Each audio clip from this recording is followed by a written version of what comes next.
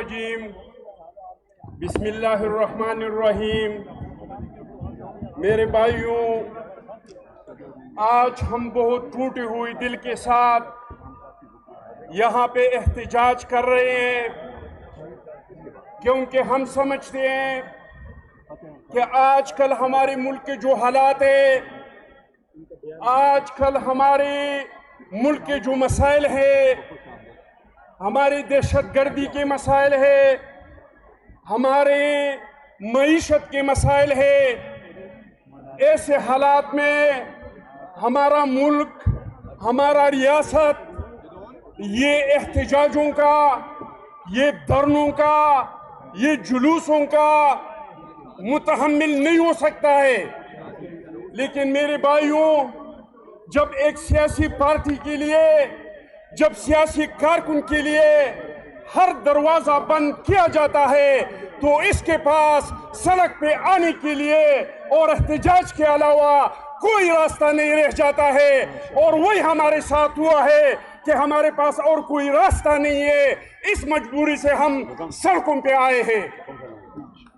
मेरे भाइयों, ये जो मुल्क में अफरा-तफरी है, ये जो मुल्क की तबाही है, इसके दो लोग जिम्मेदार हैं।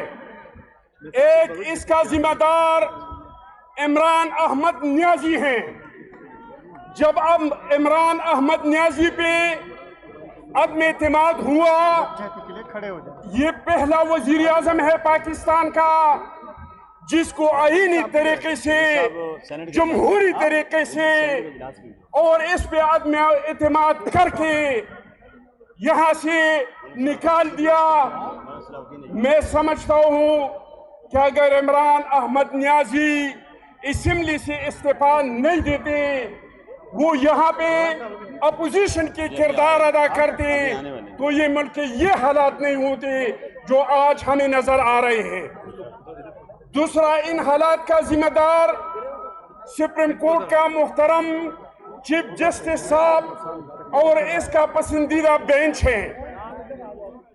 ये मुल्क के हालात तब से तबाही की तरफ चले गए जब चीफ जस्टिस साहब ने, जब हमारे अदलिया ने 360A में कानून को तशरीह करने के बजाय इसको दोबारा लिखा, तो वहीं से इसका आगाज हुआ। मेरे भाइयों, फिर इसके बाद एक लामुतनाही सिलसिला शुरू हुआ। इस मुल्क में आप लोगों ने देखा है कि जिसने भी हुकूमत किया, इस पे इल्जामात आए, इनके तहकीकात हुई, वो अदालतों से बरी होके बाहर आ गए।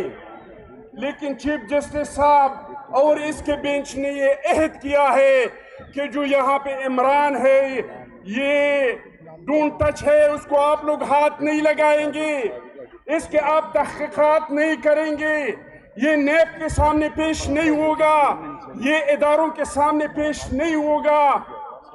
और यही वजह है कि उन्होंने असेंबलियों को तोड़ा और मुल्क में जो बहरान था, मुल्क में जो गैर सियासी इस्तेहकाम था, इसमें इजाफा कर दिया।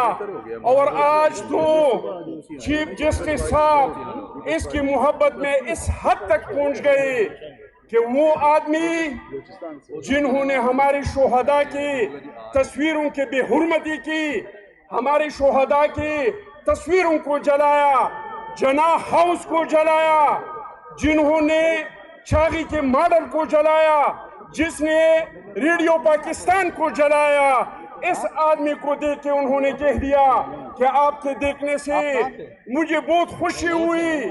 उसको रेस्ट हाउस में भेज दिया, उसको मर्सिडीज में पेश कर दिया। तो मैं समझता हूँ कि इस इक़दाम पे चीफ जस्टिस को इस्तीफा देना चाहिए और उसको चला जाना चाहिए।